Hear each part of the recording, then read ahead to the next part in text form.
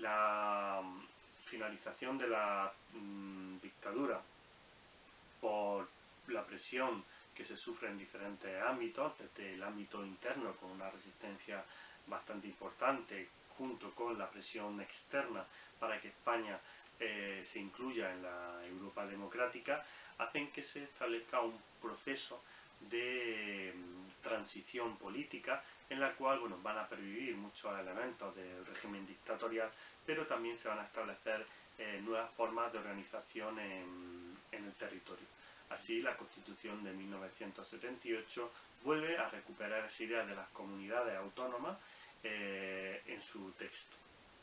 Unas comunidades autónomas que tendrán como dos vías diferentes de acceso. La vía de acceso rápido y la vía de acceso más lento. Todo esto viene regulado en el título 8º de la Constitución, en el cual se establecen todo esto. Tendríamos el artículo 143, que sería la vía rápida, a la cual se acogen a lo que se llamó las comunidades históricas, se acogerán a esta vía rápida Cataluña, Euskadi y Galicia, mientras que Andalucía se queda fuera y se quedaría lógicamente dentro del ámbito del artículo 151, que se aplica a todas las demás comunidades. Pero el caso andaluz al final será diferente. ¿Por qué Andalucía entra en el ámbito del 143? Bueno, pues en Andalucía, el 4 de diciembre de 1977, cuando todo esto estaba en discusión y Andalucía veía que el poder central la iba nuevamente a dejar de lado, pues se produce el 4 de diciembre una importante manifestación en toda Andalucía. Una manifestación que lleva a las calles a más de 2 millones de andaluces reivindicando su derecho a la igualdad con los demás territorios del Estado, con Cataluña, con Euskadi, con Galicia, y su derecho a una autonomía y su derecho a acceder por la vía rápida. De esta manera, Andalucía entrará en la vía rápida, aunque por el camino las dificultades serán grandes, aunque por el camino se deja la vida el joven Manuel José García Caparrós, militante de Comisiones Obreras, que es asesinado en Málaga debido a los disparos que las fuerzas del orden público realizan para intentar dispersar a una de esas grandes manifestaciones que el 4 de diciembre reclamaba el derecho de Andalucía a estar en pie de igualdad con los demás territorios del Estado. Debido a esta gran presión desde Andalucía, en el año 1980 se celebra un referéndum en el cual, a pesar de todos los impedimentos que el gobierno de Madrid pone para el desarrollo de esa comunidad autónoma de primer nivel, al final el referéndum es ganado, aunque hay algún territorio como Almería que se queda descolgado y finalmente acaba entrando en la comunidad autónoma de Andalucía, que entrará por el 143, en esa vía rápida. ¿Qué queremos decir con vía rápida? Con vía rápida queremos decir en que las transferencias sobre la autonomía en el gobierno del territorio, de la comunidad autónoma, son muchas más rápidas que en el ámbito de las comunidades que se adhieren al artículo 151.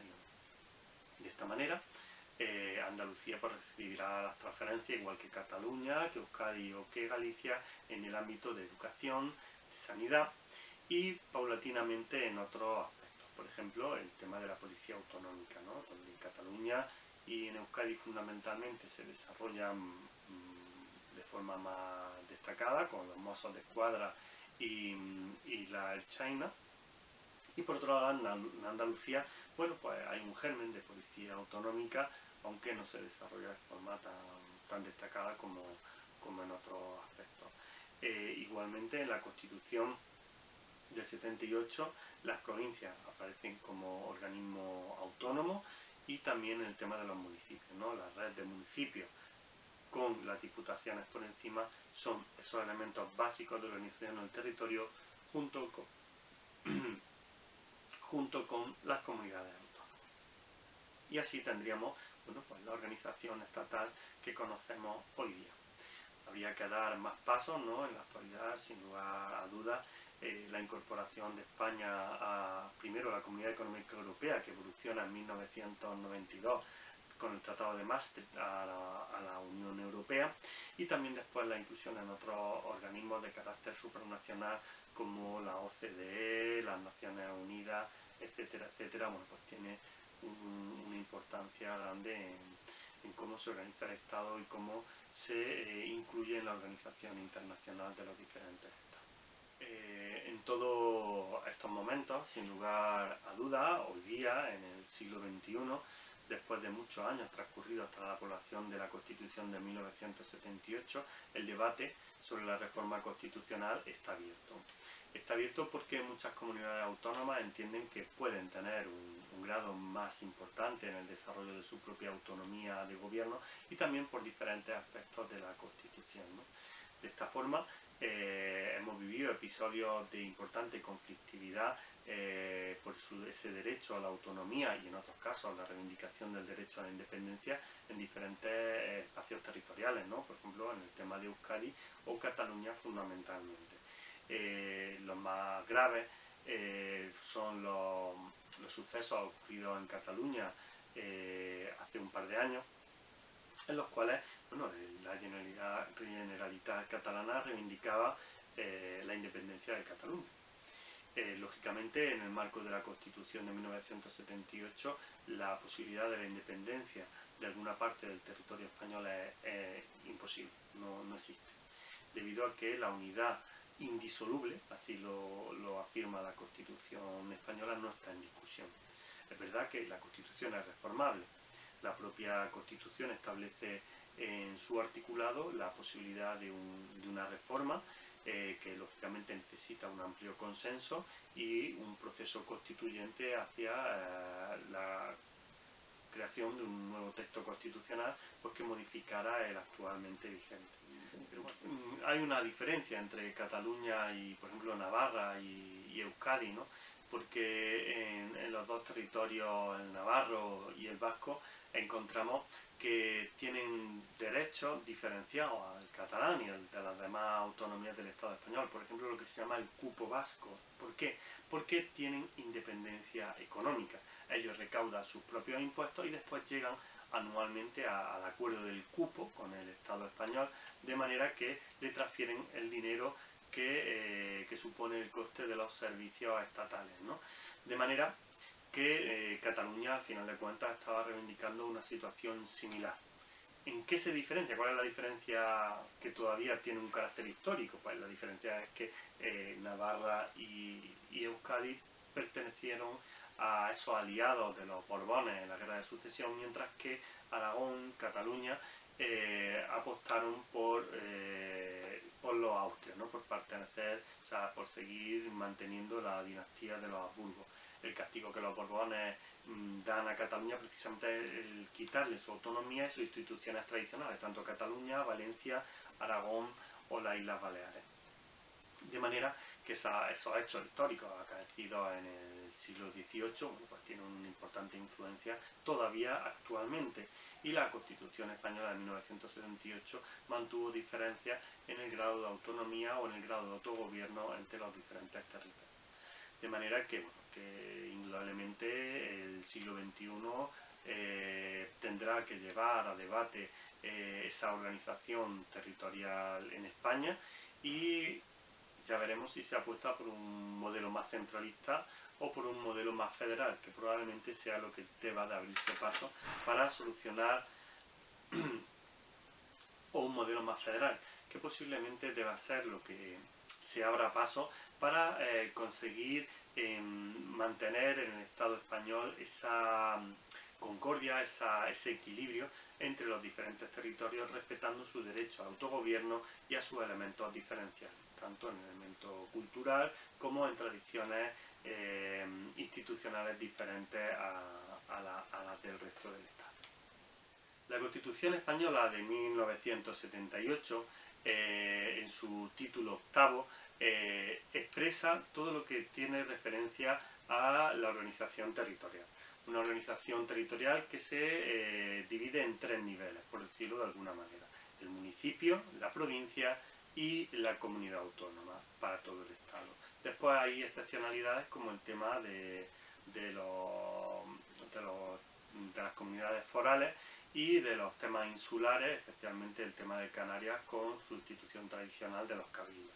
Bueno, pues en general, para la mayor parte del Estado español, el municipio es la base de la administración local. Una administración local en la cual están incluidas dos instituciones. Por un lado, el ayuntamiento, los ayuntamientos, y por otro lado, las diputaciones provinciales.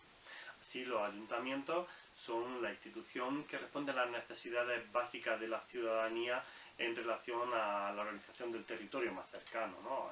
Los ayuntamientos responden al tema de las calles, la limpieza de las calles, el desarrollo urbano de los municipios y su interrelación con otros municipios, y después las diputaciones provinciales intentarán dar una visión de conjunto a todo ese territorio provincial que sigue respondiendo a la organización que hizo el motrileño Javier de Burgos, de manera que en Granada, por ejemplo, pues tendríamos pues multitud de municipios, una capital que es Granada, el municipio más grande de la provincia, después una red de ciudades medias como Motril, Guadix, Baza, Loja y por último municipios de carácter menor, ¿no? De esta forma, pues la Diputación Provincial ejercería esas funciones de estructuración del territorio en la provincia de Granada, tiene su propia red de carreteras, tiene sus competencias propias como Diputación Provincial, especialmente en el ámbito de los municipios menores de 20.000 habitantes, aunque también colabora con los mayores de 20.000 habitantes, y por último también desarrolla competencias de forma delegada, ¿no? Por ejemplo, todos los temas que tienen que ver con la ayuda a domicilio, ¿no? En función de la aplicación de la ley de dependencia. Bueno, pues las diputaciones provinciales para los municipios menores de 20.000 habitantes, que tienen menos competencias porque tienen menos ingresos, estructura todo el servicio de los servicios sociales comunitarios, los centros sociales comunitarios, que apoyan a la labor de la ayuda a domicilio con personal técnico. Por otro lado, bueno, pues tenemos competencias en torno al tema de carreteras. Hay muchas carreteras que son de competencia exclusivamente provincial, de las diputaciones provinciales, y articulan el territorio y el tejido de infraestructura de la provincia. Por otro lado, las comunidades autónomas, por delegación del gobierno central, pues tienen competencias propias de su autogobierno. Por ejemplo, temas de la sanidad. La Comunidad Autónoma de Andalucía tiene su propio Servicio Andaluz de Sanidad, en educación, donde bueno, pues dependemos de leyes que son de carácter autonómico, o por ejemplo en temas pues, donde tenemos una policía autonómica que lleva todos temas de relación con el juego, temas como el consumo, bueno, un montón de competencias que están reflejadas en la Constitución, en el artículo 143, el máximo competencias, y que por otro lado se articula, se organiza y se desarrolla en los llamados estatutos de autonomía y todo el cuerpo jurídico de leyes, de decretos que emanan del Parlamento de Andalucía como institución que organiza la vida de nuestra comunidad autónoma. Todo este entramado institucional está organizado de manera que tendremos, entonces, por un lado, los ayuntamientos con sus competencias propias y su territorio específico, las diputaciones provinciales, y por otro lado, la intervención de los poderes, tanto autonómico como estatal, sobre el territorio provincial. Recordad, la provincia es el elemento básico de esa organización, a la vez que el municipio, pues tienen sus representantes, ¿no? Por un lado, la Junta de Andalucía tiene a su delegado o delegada de gobierno en la provincia, y a su vez delegados y delegadas que en función del ámbito sectorial pues se unen a una u otra consejería y desarrollan pues las políticas de turismo, las políticas de fomento, en fin, las que son competentes la comunidad autónoma. Así, el gobierno central también tiene su representación en la provincia, que es el subdelegado o la subdelegada de gobierno, que representa al Estado en la provincia y que a su vez depende de un delegado de gobierno que hay en la comunidad autónoma. Los ayuntamientos son bueno, pues la institución que está más cercana a todos nosotros y a todas nosotras, y son la institución bueno, pues que da las primeras respuestas ante cualquier eventualidad, ¿no?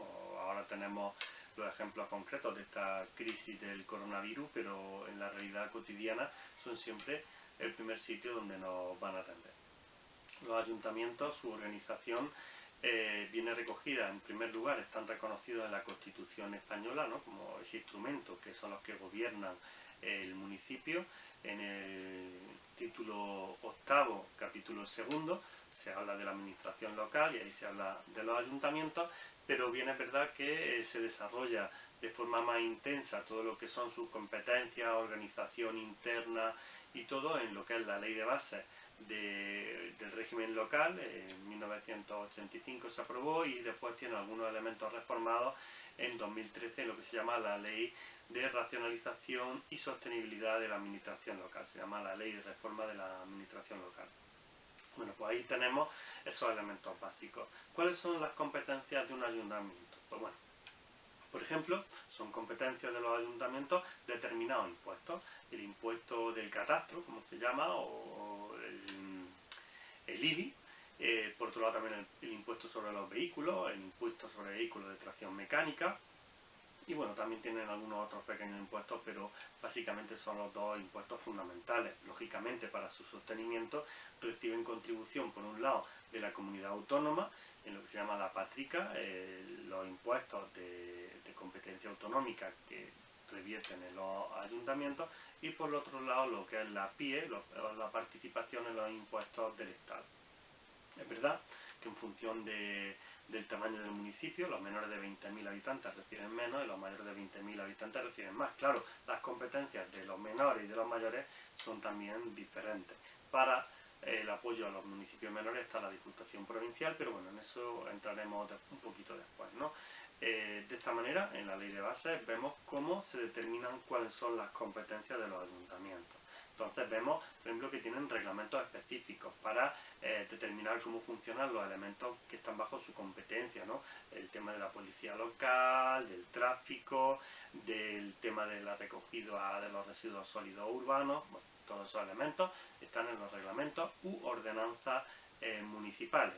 También el tema de la limpieza y el mantenimiento, el urbanismo, el medio ambiente, policía local, protección civil, todos esos elementos y mucho más están bajo la competencia municipal, ¿no? Los cementerios, la promoción de la cultura, la promoción del deporte son elementos pues, muy importantes y que tienen competencias municipales, aunque también puede haber campos como por ejemplo cultura, deporte, tráfico, que haya normas de carácter supramunicipal que tengan también elementos que condicionen todo esto, porque las competencias en ocasiones no son plenas, sino compartidas con otras administraciones. En otros casos también hay lo que se llaman competencias delegadas, que son, por ejemplo, la ayuda a domicilio. La competencia real es de la comunidad autónoma, la cual delega en los municipios mayores de 20.000 habitantes y en el caso de los menores de 20.000 habitantes, las diputaciones provinciales colaboran con esos municipios en el desarrollo de este servicio, ¿no? Un servicio tan importante para nuestras personas dependientes. Bueno, pues ahí hay colaboración entre administraciones. Por otro lado, también tiene una organización de carácter democrático. ¿Quién organiza toda esta actividad? Bueno, pues viene regulado que por sufragio universal son elegidos los concejales y las concejalas de los municipios, que a su vez de entre ellos eligen a una persona, o la alcaldesa del municipio. Orgánicamente, pues tendríamos la alcaldía, que es el alcalde o la alcaldesa, que es un mecanismo como tal. Por otro lado, la Junta de Gobierno, donde todas las personas que conforman el gobierno pues toman sus decisiones. Y por último, el Pleno, determinar decisiones que es obligatorio que el Pleno Municipal, que es el conjunto de todos los concejales y concejalas del ayuntamiento, junto con el alcalde o la alcaldesa, tomen las decisiones, debatan y vean qué es lo mejor para el funcionamiento cotidiano de ese municipio. Otra institución en el ámbito de la administración local serían las diputaciones provinciales. Las diputaciones provinciales se circunscriben al ámbito de la provincia, ¿no? Como recordáis, nos dividíamos el territorio en los municipios, las provincias y las comunidades autónomas. Muy bien, pues las diputaciones provinciales, que por ejemplo en la isla tienen otra denominación, y también existen las diputaciones forales en el ámbito de Navarra y del País Vasco. Bueno, pues en el resto del estado son diputaciones provinciales. También es verdad que no todas las provincias tienen diputaciones provinciales. Por ejemplo, en el caso de Murcia, como ya también es una comunidad autónoma, o La Rioja, pues carecen de esa institución de la Diputación Provincial. Pero la mayoría de las provincias sí tienen a esta institución histórica que son las diputaciones provinciales. Las diputaciones provinciales vienen determinadas en la Constitución española, en el título octavo, en su capítulo segundo, en el artículo 142 ya se menciona esta institución, pero igualmente que en el caso de los ayuntamientos todo el tema competencial y organizativo se desarrolla en dos leyes, la Ley de Bases de 1985 y la Ley de Racionalización y Sostenibilidad de la Administración Local de 2013. Bien, pues estas dos leyes determinan cuáles son las competencias de las diputaciones provinciales. El objetivo de esta institución fundamentalmente es mantener la solidaridad y coordinar a los diferentes municipios de esa provincia.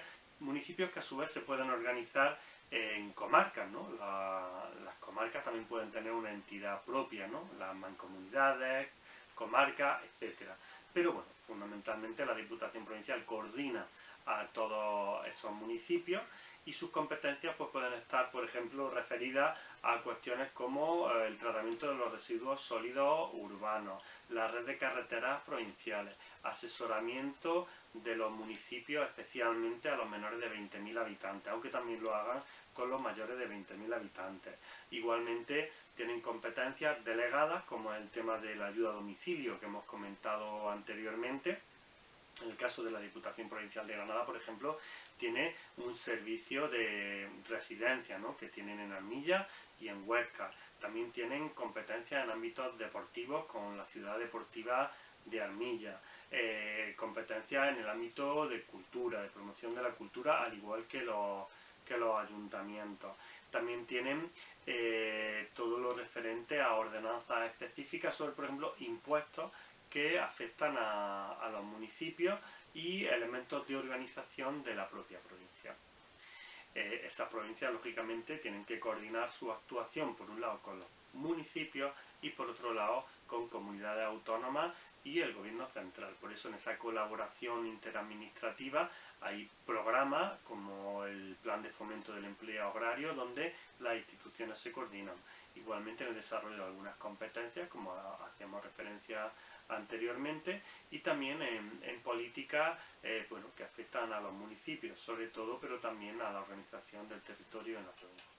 Después tendríamos el tema de las comunidades autónomas. Las comunidades autónomas venían definidas también en ese título octavo de la Constitución, y ya en el caso específico andaluz, bueno, pues ya hemos visto cómo 1977, 4 de diciembre, es una fecha clave, el pueblo andaluz sale a la calle para conseguir ser una comunidad autónoma de la vía rápida, ¿no? Esa vía rápida pues que facilitará la asunción de las competencias. ¿Qué competencias? Esas competencias que tienen las comunidades autónomas vienen determinadas en el artículo 148 de la Constitución española, que son competencias en educación, sanidad, ordenación del territorio, vivienda, urbanismo, carretera, agricultura, ganadería, turismo, bueno, un sinfín de competencias. Lógicamente por eso la Comunidad Autónoma de Andalucía tiene esa envergadura como institución, una institución que tiene un funcionamiento democrático. ¿Cómo se determina el gobierno de la Junta de Andalucía, que es la institución administrativa de la autonomía andaluza? ¿Cómo se organiza? Pues la organización se determina en el Estatuto de Autonomía. Andalucía ha tenido dos estatutos de Andalucía, uno primero en 1981 y un segundo en 2007. Andalucía se organiza con un parlamento, ese parlamento de Andalucía elegido por sufragio universal elige a un presidente o presidenta, los diputados y diputadas andaluces y andaluzas eligen a ese presidente o presidenta, cada vez elige a su gobierno, que es el que desarrolla esas competencias. Hay otras instituciones, como por ejemplo el Tribunal Superior de Justicia de Andalucía, la Cámara de Cuentas, que fiscaliza el funcionamiento económico de las diferentes instituciones que están en el marco andaluz, y hemos visto cómo en esa organización pues tenemos los tres poderes. El poder ejecutivo del gobierno, el poder legislativo, porque el Parlamento de Andalucía hace leyes para la Comunidad Autónoma de Andalucía en su marco competencial, y por otro lado el poder judicial en ese Tribunal de Justicia de Andalucía, que a su vez está sometido, ¿no?, como última instancia al Tribunal Supremo y al Tribunal Constitucional, porque no olvidemos que el paraguas máximo del ordenamiento jurídico español es la Constitución española, las leyes que emanan de las Cortes Generales, Congreso de los Diputados y Senado, y por último las autonomías que desarrollan también sus propias leyes. Y por último, en el último rango están las ordenanzas o reglamentos que nacen de diputaciones y ayuntamientos. De manera que ahora nos faltaría ver el funcionamiento del gobierno central. Y por último, el conjunto del Estado. El Estado que se configura en la Constitución española mantiene esa división de poderes que Montesquieu en su libro El espíritu de las leyes desarrollara, donde tenemos un poder ejecutivo, el gobierno, un poder judicial y el poder legislativo, el que hace las leyes, que en el caso español es bicameral. Las Cortes Generales españolas se dividen en Congreso de los Diputados y en el Senado. El presidente del gobierno es elegido por el Congreso de los Diputados y de las Diputadas, y ese presidente elige a su gobierno, el cual pues ejecuta las leyes y organiza el Estado en función de lo que la Constitución española dice y lo que las leyes que emanan del poder popular que está reflejado en ese Congreso y en el Senado determinan. Y por último el Poder Judicial, que es el que aplica las leyes, aplica el cumplimiento, vigila el cumplimiento de la ley. Tenemos diferentes escalafones. El Tribunal Constitucional, que determina el cumplimiento o no de la Constitución española en torno a las competencias que la Constitución española atribuye.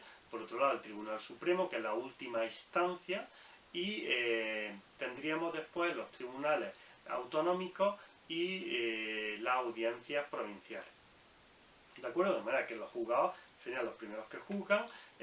Una segunda instancia sería los tribunales autonómicos y por último el Tribunal Supremo. Y cuando hay cualquier elemento que se puede considerar que es que infringe el derecho que emana de la propia Constitución española, entonces interviene el Tribunal Constitucional, ¿no? En casos tan importantes como lo que ha ocurrido en Cataluña o cuestiones competenciales que ha tenido que ver con los estatutos autonómicos, ha sido por un lado el Tribunal Supremo como última instancia y el Tribunal Constitucional como garante del cumplimiento del marco jurídico que establece la Constitución española los que tienen que actuar.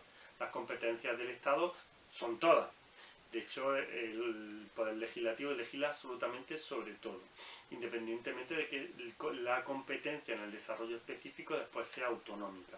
Pero las leyes de sanidad, las leyes de educación, todos los ámbitos vienen con un marco de referencia que lo hace el Congreso y el Senado, que son los que determinan las leyes. Y por otro lado, tenemos competencias muy específicas y exclusivas del Estado, como son las referentes de la defensa del país, las relaciones internacionales, etc. Por otro lado, también tenemos que tener muy en cuenta que España está incardinada en un contexto mundial, ¿no? De la Constitución española, hace referencia a su respeto al derecho internacional y por otro lado también se vincula a todo lo que supone los tratados de la Unión Europea, ya que son tratados que el gobierno de España firma, lógicamente con autorización del Congreso de los Diputados y del Senado. De manera que también es un derecho subsidiario y a veces, por ejemplo, hasta en el ámbito de la justicia hay una última instancia, aunque no es de obligatorio cumplimiento, pero que son los tribunales hay una última instancia, aunque pueda tener o no tener vinculación final a las decisiones de esos tribunales, que sería, por ejemplo, el Tribunal de Derechos Humanos de la Unión Europea o el Tribunal Internacional de la Haya, ¿no? Por poner algunos ejemplos de tribunales de carácter internacional que pueden dictar sobre cuestiones específicas en referencia a un país. Y bueno, con esto tendríamos un poco pues el recorrido histórico en cómo se ha organizado España territorialmente y por último, cómo nos organizamos hoy.